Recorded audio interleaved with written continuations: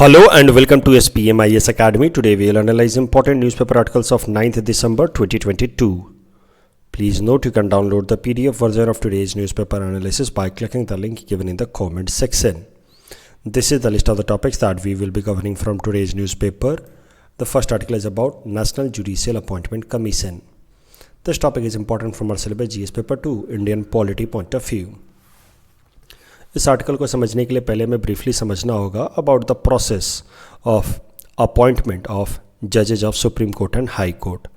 तो अगर कॉन्स्टिट्यूशन देखा जाए about the appointment process of the supreme court and high court जजेज, तो article 124 talks about appointment of supreme court जजेज विच सेज लाइक दिस कि the appointment of the chief justice and जजेज of the supreme court will be done by the president of India by warrant under his hand and seal after consultation. यहाँ पे word consultation important है with Chief Justice of India and other judges that he may deem fit.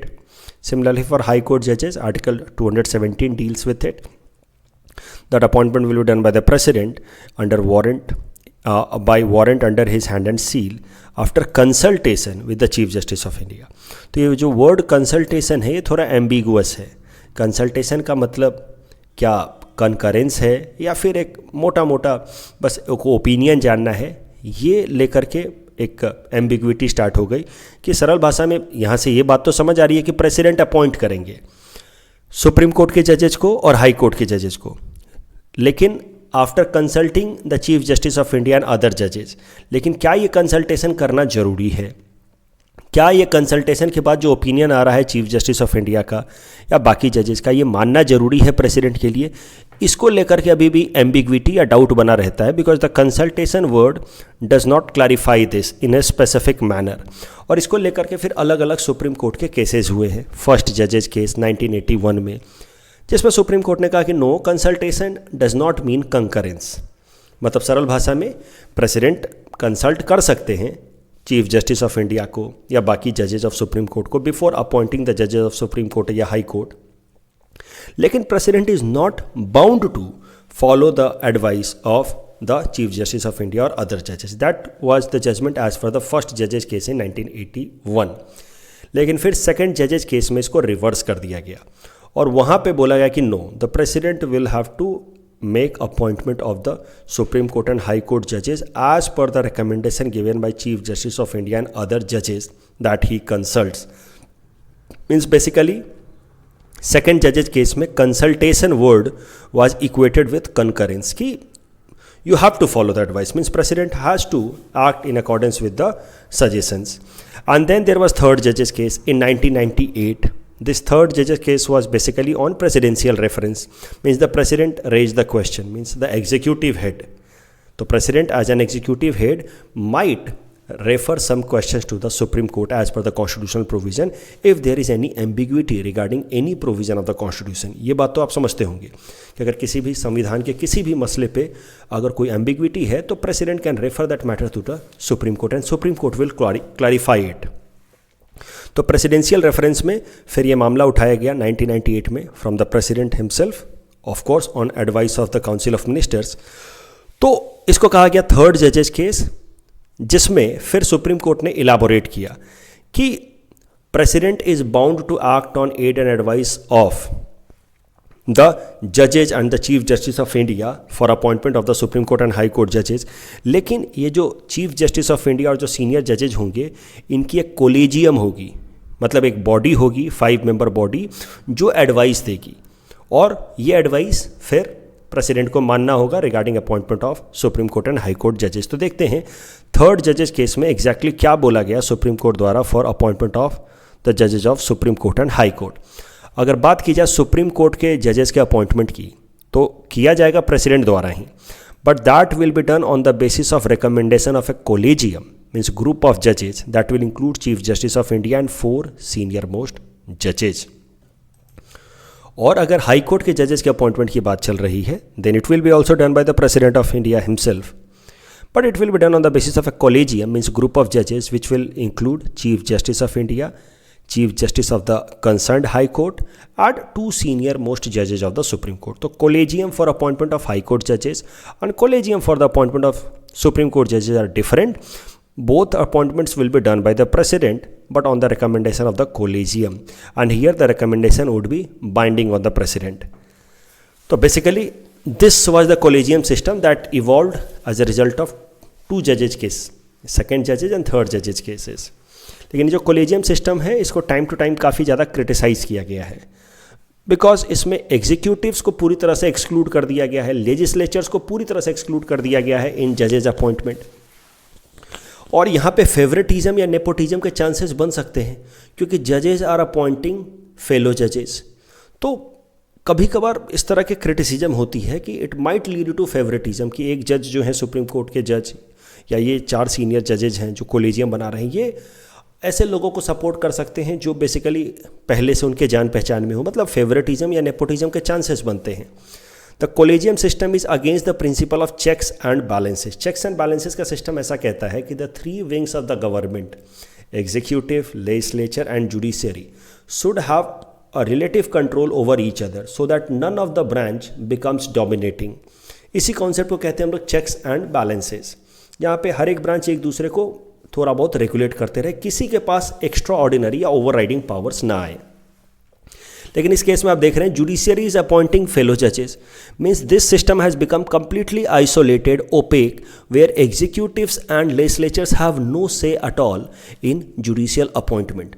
कर भले president रहे हैं लेकिन that is just a formality, main suggestion is coming from the judiciary itself, means the checks and balances principle is missing in this case, judiciary is seeing its appointment itself।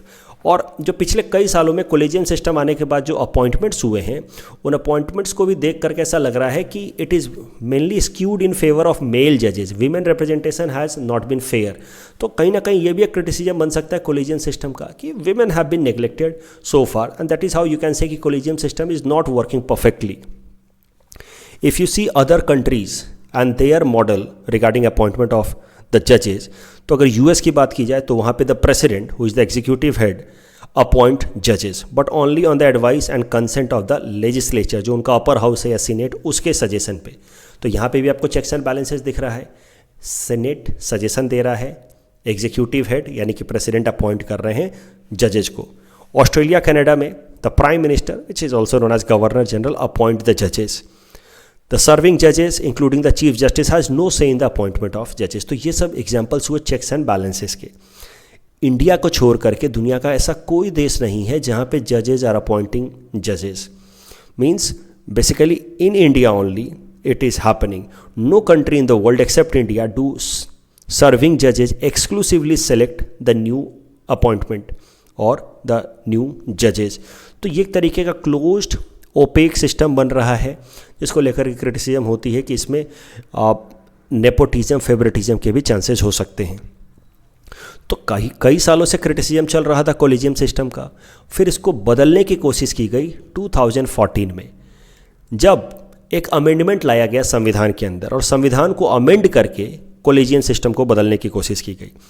तो 99th amendment act पास किया गया parliament के अंदर, और 99th amendment act की मदद से collegium system को बदल करके जजेस के अपॉइंटमेंट के लिए एक नया सिस्टम लाया गया जिसको कहा गया नेशनल जुडिशियल अपॉइंटमेंट कमीशन। तो क्या था नेशनल जुडिशियल अपॉइंटमेंट कमीशन, वो जरा देखते हैं। एक national judicial appointment commission was a 6 member body, 6 member की बॉडी थी, और इसमें it would be headed by chief justice of India. It will include 2 senior most जजेज, यानी कि सुप्रीम कोर्ट की तरफ से 3 लोग। उसके अलावा it would include law minister, plus it would include 2 eminent person who will be nominated for 3-year term by a committee including the chief justice of India, the prime minister and leader of opposition. मतलब एक comprehensive system बनाने की कोशिश की गई कि सिर्फ जजेस शुड नॉट अपॉइंट जजेस, collegium should not make recommendation to the president, rather a commission or a committee should make recommendation। this commission should have 6 person from different backgrounds। तो 3 लोग जुडिशियल बैकग्राउंड से हो गए, एक लॉ मिनिस्टर हो गए, और बाकी 2 एमिनेंट पर्सन हो गए, जिनको भी अपॉइंट करने के लिए एक और कमिटी होगी, prime minister, chief justice and leader of opposition. तो ये था national judicial appointment commission which was brought in order to replace the collegium system। But problem क्या हुई, NJAC did not gate implemented, ये इम्प्लीमेंट नहीं हो पाया because supreme court rejected the idea of national judicial appointment commission. Supreme court ने कहा कि जो नेशनल जुडिशियल अपॉइंटमेंट कमीशन है it will ultimately act in और it will ultimately breach the autonomy और independence of judiciary and this will be against the doctrine of basic structure that was laid down by the supreme court in Kesavananda Bharati case. तो मैं क्या है इसको फिर से simple तरीके से बता रहा हूँ। सुप्रीम कोर्ट ने केशवनंद भारती केस में डॉक्ट्रिन ऑफ बेसिक स्ट्रक्चर दिया है 1973 में, ये तो आप जानते ही होंगे, यानी कि संविधान में अमेंडमेंट्स किए जा सकते हैं बाय द पार्लियामेंट, लेकिन संविधान के जो बेसिक स्ट्रक्चर हैं उसको बदला नहीं जा सकता। और सुप्रीम कोर्ट ने टाइम टू टाइम डिफाइन किया है कि कौन कौन से प्रोविज़न संविधान के बेसिक स्ट्रक्चर की तरह माने जाएंगे, यानी कि कौन कौन से ऐसे प्रोविज़न हैं जिसमें अमेंडमेंट संशोधन नहीं किया जा सकता। और फिर सुप्रीम कोर्ट ने माना इस एनजेएसी वाले केस में कि ऑटोनॉमी या independence of judiciary is one of the basic structure of the constitution, जिसको वॉयलेट नहीं किया जा सकता, जिसको अमेंड नहीं किया जा सकता। और ये जो नेशनल जुडिशियल अपॉइंटमेंट कमीशन का कॉन्सेप्ट लाया गया है through 99th amendment act, this is basically taking away the autonomy of judiciary. Why? Because it includes executive branch as well, law minister भी है, उसके अलावा there are different people who are outside judiciary who are getting say in appointment of जजेस। तो basically executives are getting extraordinary power in appointment of जजेस and this is how national judicial appointment commission is acting as a hindrance in ensuring autonomy of the judiciary। ऐसा कहा supreme court ने, और supreme court ने national judicial appointment commission को strike down कर दिया as unconstitutional on the ground that it is violating basic structure of the constitution. अब तब से इसको टाइम टू टाइम क्रिटिसाइज किया जाता रहा है, क्योंकि आप देखिए ना बाकी सारे देशों में भी तो एग्जीक्यूटिव्स ही अपॉइंट कर रहे हैं and they have decision making power as well. यहाँ तो बस ये कमीशन को बोला गया कि अपॉइंट करेगी, और उसमें भी 3 लोग तो जुडिशरी साइड से थे ही, एक लॉ मिनिस्टर हैं बस एग्जीक्यूटिव साइड से, yet judiciary rejected it and that is why NJAC was generally considered to be a progressive idea over and above this collegium system, yet it got rejected by the supreme court. तो तब से इसको थोड़ा बहुत criticise किया जा रहा था इस सुप्रीम कोर्ट के फैसले को, लेकिन हाल फिलहाल में ये डिबेट फिर से उभर करके सामने आ रहा है। अभी विंटर सेशन जब शुरू हुआ है पार्लियामेंट का, वहाँ पे फिर से डिमांड उठ रहा है कि नेशनल जुडिशियल अपॉइंटमेंट कमीशन जैसी बॉडी आनी चाहिए, जुडिशियरी को पूरी तरह से पावर नहीं मिलना चाहिए फॉर इट्स ओन अपॉइंटमेंट। ये बातें फिर उठ रही हैं। और हमारे जो वाइस प्रेसिडेंट साहब हैं, क्योंकि आपको पता है ना कि vice president will be ex officio chairperson of Rajya Sabha, तो राज्यसभा की चेयरमैनशिप के दौरान उन्होंने काफ़ी ओपन तरीके से उन्होंने क्रिटिसाइज़ कर दिया सुप्रीम कोर्ट के उस फैसले को जो सुप्रीम कोर्ट ने नेशनल जुडिशियल अपॉइंटमेंट कमीशन के अगेंस्ट दिया था। उन्होंने कहा कि supreme court's judgement was a glaring instance of severe compromise of parliamentary sovereignty and disregard of the mandate of the people of which Rajya Sabha and Lok Sabha are custodians. भाई राज्यसभा और लोकसभा में जो लोग बैठे हैं they are representatives of the people, so in democracy their opinion must be respected and a properly passed amendment law was passed to bring NJAC and that was struck down by the judiciary, and judiciary is not directly the representative of the people, so judiciary in this particular case has disregarded the mandate of the people, जनादेश को violet किया है as per hour vice president. तो अब आप समझिए कि judiciary के खिलाफ वापस से क्रिटिसिज्म होनी शुरू हो गई है because of its collegium system. तो इस साल collegium system, national judicial appointment commission, उसके क्या फ़ायदे क्या नुकसान, इस पे आप मेंस में सवाल उम्मीद कर सकते हैं। ये प्रीलिम्स बेस्ड क्वेश्चन जजेस के अपॉइंटमेंट के ऊपर मैंने आपको दे रखा है। This was asked in UPSC 2019। तो दिस इज बेसिकली अबाउट जजेस एंड देयर रिमूवल। अभी तो मैंने अपॉइंटमेंट के बारे में बताया, यहाँ रिमूवल से रिलेटेड ये सवाल है। थोड़ा आपको अपना बेसिक पॉलिटी कॉन्सेप्ट्स को इस्तेमाल करना होगा इस सवाल को आंसर करने के लिए। Please answer this question in the comment section. The next article is about India Central Asia outreach program. And this topic is important from our syllabus GS paper 2 international relations point of view। Central Asian countries कौन कौन से हैं? ये 5 देश central Asian countries हैं, माने जाते हैं। ये 5 देश हैं Kazakhstan, Uzbekistan, Turkmenistan, Kyrgyzstan and Tajikistan. Together they are known as Central Asian countries. अभी सेंट्रल एशिया के साथ अगर भारत के आप संबंध देखें तो कोल्ड वॉर के टाइम में कोई बहुत अच्छे संबंध नहीं थे, because Central Asian region was basically a satellite region of USSR and India was follower of non-alignment movement, so that is why India maintained a principled distance from these Central Asian countries. लेकिन USSR got disintegrated in 1991. India adopted LPG reforms in 1991. So now India was looking for more market sources of raw material, and this is how India started to establish economic and political relations with different countries of the world like Southeast Asia, Central Asia, West Asia, और इसी दौरान फिर central Asian countries के साथ हमारा integration शुरू हुआ, जिसको हम कह सकते हैं the beginning of India's Central Asia outreach. तो this reset of ties started after 1991. India provided some financial aid and started diplomatic relations with the Central Asian countries. फिर इंडिया ने क्या क्या स्टेप्स लिए, major steps Central Asian countries के साथ अपने relation को स्ट्रेंथन करने के लिए, वो जरा देखते हैं. We signed strategic partnership agreement with some of the Central Asian countries like Kazakhstan, Tajikistan and Uzbekistan. In 2012, India started Connect Central Asia policy. Very important. Central Asia के लिए हमारा Connect Central Asia policy है, which aimed at India's political, economic, historical and cultural integration with Central Asia region. फिर 2016 में कुछ central Asian countries के साथ हमने ये इंफ्रास्ट्रक्चर कनेक्टिविटी प्रोजेक्ट साइन किया है, जिसका नाम है Ashgabat agreement. Ashgabat agreement is basically a connectivity network agreement between some of the Central Asian countries and India in order to provide accessibility to India to Central Asia as well as Eurasia. तो ये एक multi modal transport agreement है, Ashgabat agreement. Multi modal मतलब railway भी होगा, road भी होगा, सी root भी होगा. तो मल्टी मॉडल ट्रांसपोर्ट अग्रीमेंट है which includes countries like Kazakhstan, Uzbekistan, Turkmenistan, Iran, India, Pakistan and Oman. इसका मेन एम है to create transit corridor international transport system which connects Asia with Eurasian region and Central Asia. तो South Asia को Eurasia और Central Asia से connect करने का main goal है Ashgabat agreement का, जिसमें इंडिया को भी मेंबर बना लिया गया इन 2016. लेकिन अब चैलेंजेस क्या इंडिया फेस कर रहा है सेंट्रल एशिया के साथ अपने रिलेशंस को मेंटेन करने में, वो जरा देखते हैं. सबसे पहला चैलेंज है geographical disconnect that is being created by Pakistan. आप देखिए इंडिया और सेंट्रल एशिया के बीच में ये है पाकिस्तान लोकेटेड. अफ़गानिस्तान भी है, बट अफ़गानिस्तान के साथ तालिबान से आने से पहले तो इतनी ज़्यादा प्रॉब्लम्स थी नहीं हमारी. अभी भी तालिबान के आने के बावजूद भी India is trying to normalise ties with Taliban government, but Pakistan has always been a problematic for India. और इंडिया और सेंट्रल एशिया के बीच में जोग्राफिकल डिस्कनेक्ट या स्टोन वॉल का काम कर रहा है पाकिस्तान.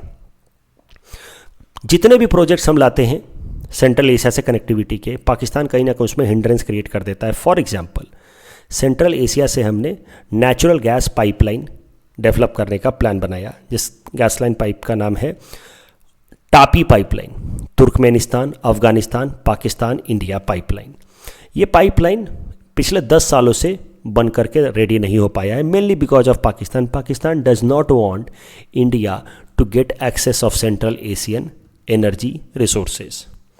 दूसरा है China influence in Central Asia. आप देखिए China is also in a close proximity. China is basically sharing border with some of the Central Asian countries like Kyrgyzstan, Tajikistan, etc. अब जरा समझिए, ध्यान से इक्वेशन समझिएगा, it is very important. China is an energy deficient country just like India. तो जिस तरह से इंडिया अपने एनर्जी रिक्वायरमेंट्स लगभग 80% तक एनर्जी रिक्वायरमेंट्स इंपोर्ट करके मीट करता है in the form of crude oil, coal, natural gas, वैसे ही China also meets most of इस एनर्जी रिक्वायरमेंट थ्रू इम्पोर्ट. और ये जो सेंट्रल एशियन कंट्रीज़ हैं they are rich in energy resources like coal, crude oil, natural gas, uranium. तो this is how these Central Asian countries can have a complementary relations with countries like India and China. India and China can become buyers and they can become good suppliers. अब China क्या चाहता है कि ये central Asian countries जो भी natural gas resources हैं या एनर्जी रिसोर्सेज हैं वो सिर्फ चाइना को बेचें, इंडिया को ना बेचें. क्योंकि अगर इनकी एक्सेसिबिलिटी इंडिया को भी हो गई तो बेसिकली इनके पास 2 ग्राहक हो जाएंगे, right, India and China, and then they will have bargaining power in their hands. Right now to sell their energy resources they are dependent upon China. So China being buyer has that bargaining power because that is the alone buyer. तो major scale पे ये इनसे कोल खरीदता है, crude oil खरीदता है, और ये लोग बार्गेन नहीं कर पाते हैं चाइना के साथ, क्योंकि वो अकेला खरीदने वाला है। अगर वो भी बंद कर देगा तो इनके फॉरेक्स रिजर्व कम हो जाएंगे। So Central Asian countries are desperately looking to develop connections with India. For that only they started this TAPI pipeline. But China के इंसिस्टेंस पे पाकिस्तान एक स्टोन वॉल का काम कर रहा है और सेंट्रल एशिया और इंडिया के बीच में कनेक्टिविटी डेवलप होने नहीं देता है।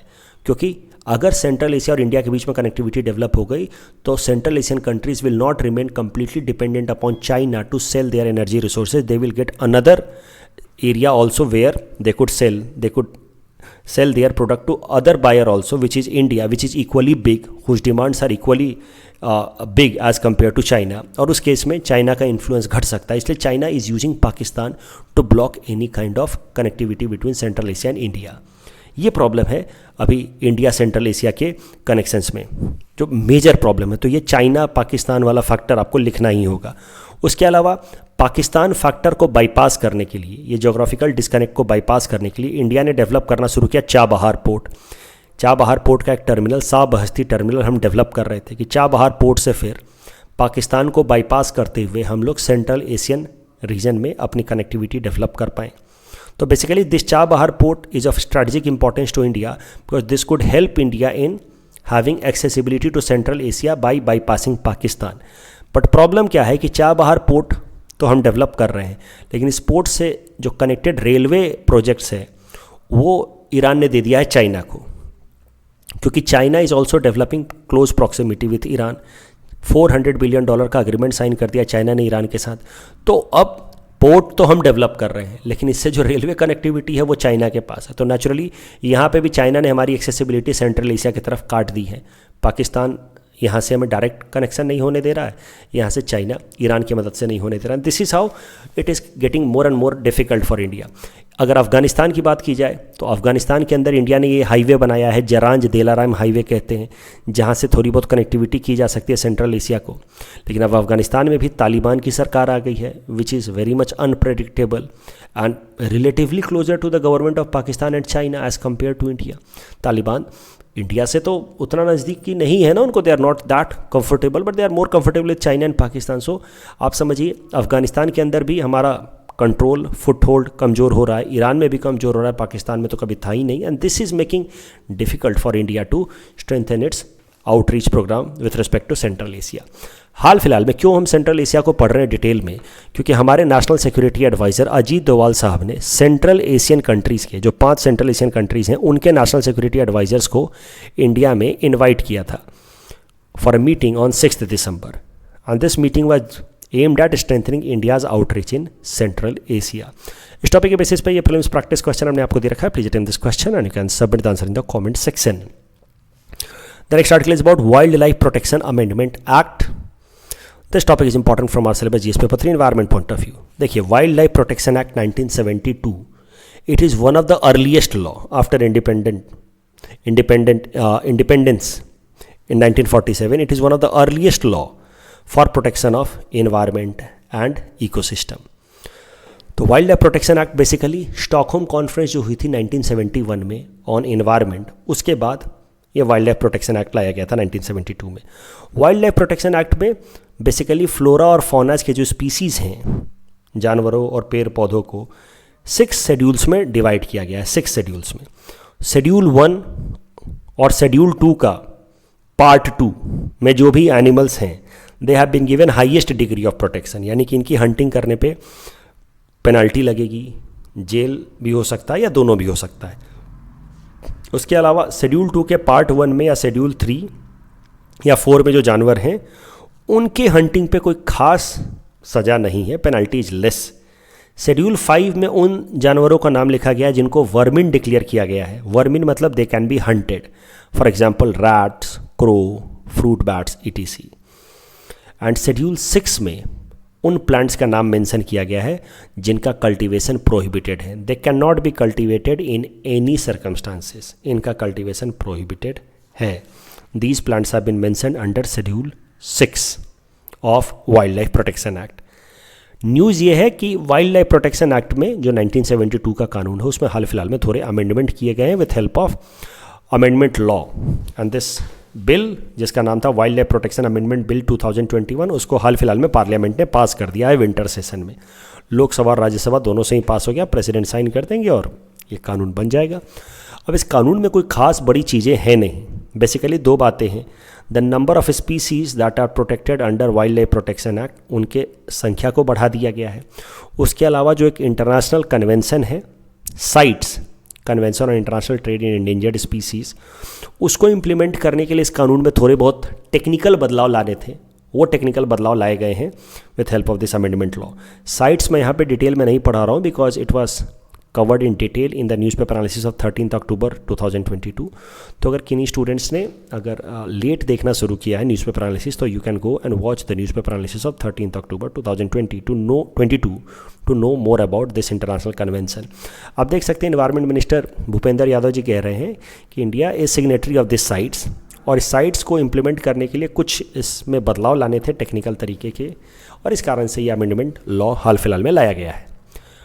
इस टॉपिक के बेसिस पे प्रीलिम्स प्रैक्टिस क्वेश्चन उन्होंने आपको दे रखा है। Please attend this question and you can submit the answer in the comment section. The next article is about national party and this topic is important from our syllabus GS paper two Indian polity point of view. देखिए, national party, हमारे देश के level पे पार्टियां दो तरीके से गिनी जाती हैं। मेनली रिकॉग्नाइज्ड पार्टियां दो तरीके से गिनी जाती हैं, नेशनल या स्टेट लेवल पार्टी। ये जो रिकॉग्निशन मिलता है नेशनल या स्टेट लेवल का, this recognition is given as per the election symbol reservation and allotment order of 1968। तो स्टेट पार्टी होने के लिए क्या नियम है, क्या क्या क्राइटेरिया पूरे करने पे किसी पार्टी को स्टेट पार्टी का दर्जा दिया जा सकता है, वो जरा देख लेते हैं। पीटी पर्सपेक्टिव से इंपॉर्टेंट है। The party must secure 6% of the valid votes and at least win 2 seats in assembly general election, या फिर secure at least 6% of the valid vote and at least win 1 seat in Lok Sabha general election, या फिर win at least 3% of the seats और at least 3 seats whichever is more in general assembly election, और win at least 1 out of 25 seats from a state in Lok Sabha general election, और secure 8% of the total valid votes in assembly और Lok Sabha general election. तो इसमें से कोई भी criteria पूरा करने पे स्टेट पार्टी हो जाएगा। और नेशनल पार्टी के लिए ये क्राइटेरियाज पूरे करने हैं, रटना होगा इसको पीटी से पहले।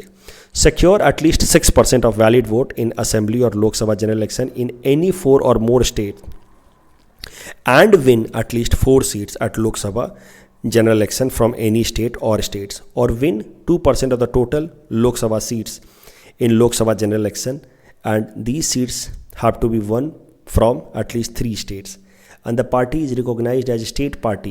ये तीसरा क्राइटेरिया हो सकता है कि if the party is recognized as state party in at least 4 states then it will be known as national party, it will be recognized as national party। तो 4 स्टेट में अगर आप स्टेट पार्टी की तरह रिकॉग्नाइज हो गए तो overall आपको नेशनल पार्टी का दर्जा दिया जा सकता है।